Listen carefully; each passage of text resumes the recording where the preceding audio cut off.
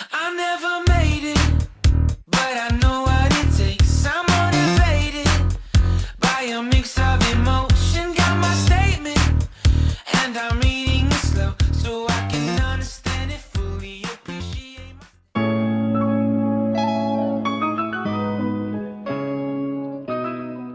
Donc, salut, nous sommes en présence de Joseph Viville dans l'un de ses fives à Besançon. Donc, salut Joseph. Salut Jocelino. Donc, est-ce que tu pourrais te présenter en quelques mots?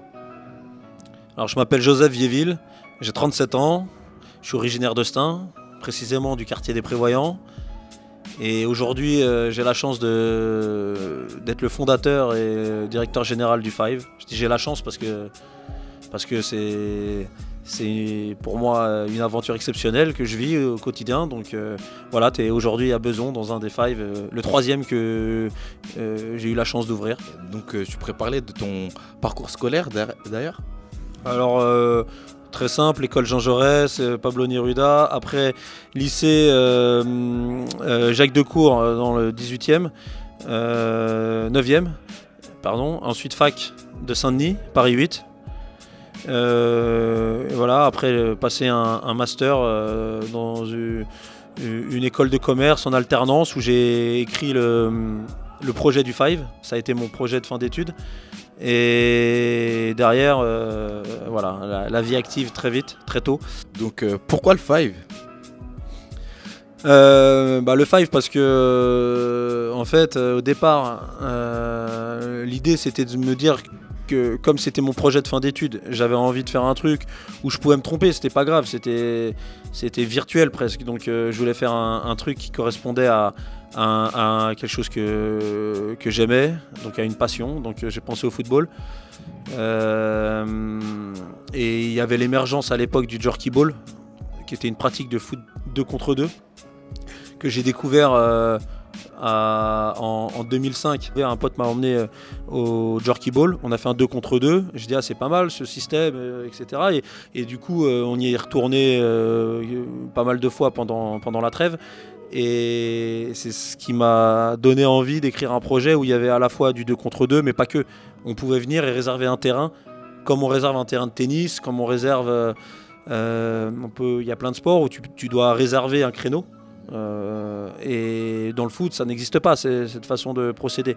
Donc le jerky ball m'a donné cette idée-là. Et j'ai écrit le projet à partir de là. Et c'est parti de là le Five en fait. Quand on s'est lancé, je me suis lancé avec un ami, enfin un gars qui était un ami à l'époque, et mon frère. Et on est parti avec cette idée-là de dire qu'on va proposer à certains qui ont délaissé le football de pouvoir y revenir parce que c'est facile de louer un terrain de foot. Il suffit de passer un coup de fil. Ok, on met un billet. Entre 8 et 10 euros en soirée, un peu moins cher la journée, mais 8 euros c'est moins cher qu'un Perrier en terrasse à Paris dans le 8e arrondissement. Et Jocelino, toi-même tu sais que souvent tu dois payer aussi pour la demoiselle qui t'accompagne. Donc toi quand tu vas à Paris, t'en as pour 20 balles si ça se trouve, tu vois. Alors qu'au Five, t'aurais payé 8 euros, t'aurais joué 1 heure au foot avec des gens, avec tes potes, et dans un format réduit, gazon synthétique, palissade, tout ce qu'on aime. Le foot à 5, c'est tout ce qu'on aimait. Quand on allait au gymnase, on adorait ça. Donc, quel a été le premier?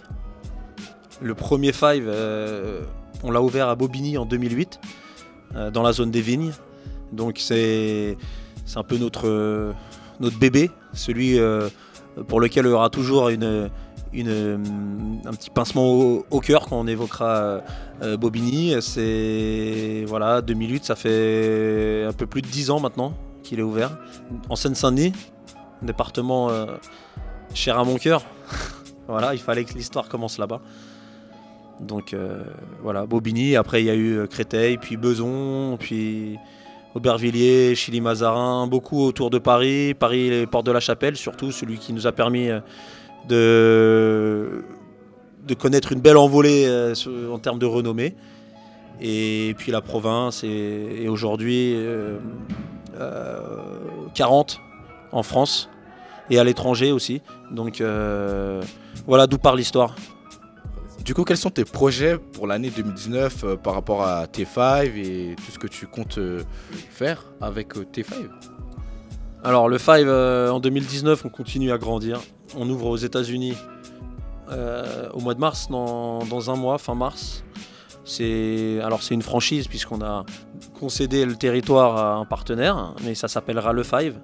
Donc ça c'est une réelle fierté. Donc c'est aussi en 2019 de reprendre une place forte sur le territoire parisien. Donc on ouvre 3 centres, un dans le 18e en juillet, un dans le 17e en toute fin d'année, décembre, et un autre très cher à mon cœur, encore une fois, et qui est fort de symbole également, c'est qu'on ouvre au Parc de la Courneuve, au Parc des Sports de Marville, donc pour ainsi dire chez moi, quoi, parce que Marville c'est Stein. On construit le Five, les travaux démarrent dans 15 jours à l'emplacement des terrains de tennis pour ceux qui connaissent, et voilà, il y aura 10 terrains et une nouvelle page s'ouvre également, et c'est un espèce de 10 ans après de retour aux sources qu'on fait. Quels sont les conseils que tu pourrais donner aux jeunes Stanois qui s'élancent là dans le souhait d'ouvrir une entreprise ou quoi que ce soit? Alors déjà je les encourage. Moi je vais donner les conseils qu'on m'a donnés. C'est pas des conseils. Déjà moi j'ai eu un déclic le jour où on m'a dit en fait créer ton entreprise, c'est en fait suivre et conduire un projet. D'abord c'est un projet, parce que en fait créer ton entreprise, c'est pas un concept. Tu crées ton entreprise comme tu développes un projet. Et un projet, tu peux le développer dans le cadre d'une association. Tu peux le développer également dans le cadre de ton travail. Si, j'en sais rien, tu proposes un projet à ton responsable, tu peux proposer un projet dans le cadre de l'école, etc., etc. Et un projet, il part d'un rêve, d'abord. Ce rêve se transforme en objectif. En ambition, en objectif, et puis à partir de cet objectif tu construis un plan d'action et tu y vas et tu es dedans. Mais il faut toujours qu'il parte d'un rêve, parce que le rêve c'est ce qui va te porter, c'est ce qui va te rester à la fin quand tu vas te demander dans les moments difficiles où tu vas te dire pourquoi j'ai fait ça, pourquoi je me suis lancé, je vois plus mes potes, je vois pas grandir mes enfants, je vois pas ma famille, je suis jamais là, j'ai pas de moment de détente. C'est pas facile, il y a des moments difficiles, hein, parce que oui, tout le monde pense que une fois que tu es chef d'entreprise, t'as la belle vie. Ouais, t'as quelque chose de sympa. La création d'entreprise demandera des sacrifices. Et ces sacrifices, il faut toujours se souvenir pourquoi on les fait. Et il faut être accroché à quelque chose. Évidemment, ça peut gagner de l'argent, ça peut être un but, mais c'est pas un rêve. En gros, il faut qu'il y ait quelque chose derrière qui va te porter au-delà de l'argent. Voilà. Donc, posez-vous, réfléchissez bien à ce que vous voulez faire, pourquoi vous voulez le faire. Et écrivez l'histoire, mais écrivez-la bien. Et pour bien écrire l'histoire, il faut savoir où est-ce qu'on veut aller et pourquoi on veut le faire. Voilà. Du coup, quelle image tu gardes de Stein? Quelle image je garde de Stein? Déjà plein de souvenirs. Comme je te disais tout à l'heure, je suis parti de Stein moi il y a 10 ans, mais j'y retourne souvent. On a toujours des gens, des amis à voir régulièrement. On retourne voir les potes, que ce soit n'importe où, au prévoyant, au foot, au clos, au moulin, à la prêtresse, partout, on passe les voir. Au jardin aussi, beaucoup au jardin. On va se faire des barbecues l'été au jardin, à la Cerisay. Ça, c'est des super moments, mais on les vit encore, donc c'est pas des souvenirs. Donc tu vois, le Stein, je suis toujours connecté et je le serai toujours. Non, je vais rien dire de mal sur Stein, parce que tout le monde critique. Mais en réalité, on est tous contents d'avoir vécu à Stein, d'avoir rigolé, d'avoir passé ces moments-là. Peu importe le quartier d'où on vient, peu importe les amis qu'on avait, peu importe ce qu'on y faisait. On a rigolé à Stein, on a rigolé, On a appris à chambrer, on a appris à pas se prendre la tête, on a appris à être comme on est aujourd'hui. Et je te le dis, et vraiment, tu vois, à un moment donné, quand j'ai monté mon entreprise, je me camouflais un peu, j'essayais d'éviter de montrer d'où je venais, comment j'étais, parce que j'avais l'impression que c'était trop connoté.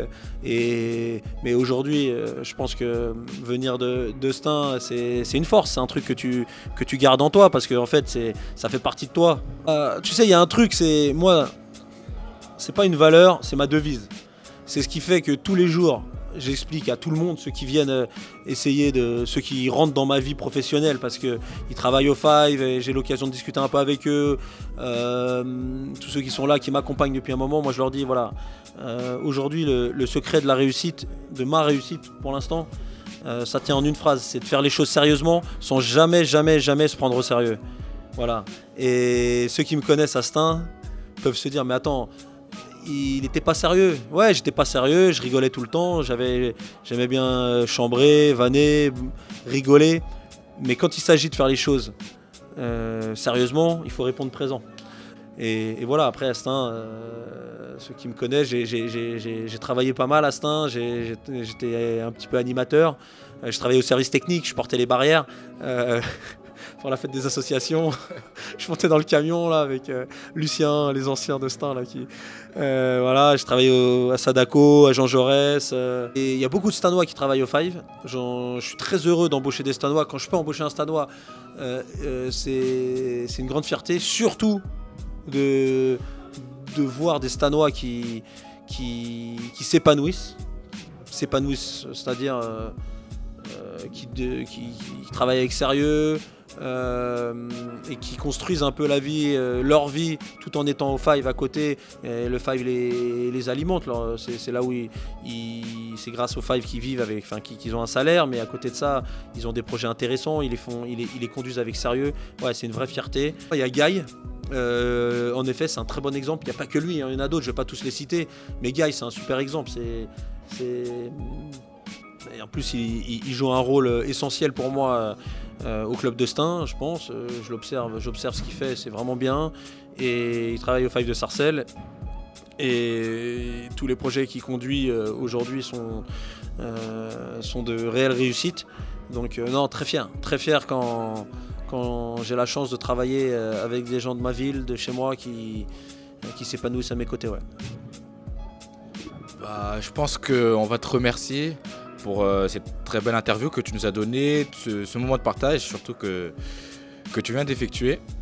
Au nom de l'asso de Semina Métès, un grand merci, vraiment un grand merci d'avoir pris ce temps là avec nous. On sait que tu as un emploi du temps chargé et que tu es très occupé et que ce soir tu es pris à un moment vraiment particulier, nous a vraiment super bien accueillis. Et vraiment un grand merci et pour tous tes conseils. Voilà. Merci Josélino, merci vraiment. Très belle interview. Je sais pas si tu seras footballeur professionnel, mais en tout cas, tu as un bel avenir dans le journalisme. Vraiment, continue comme ça.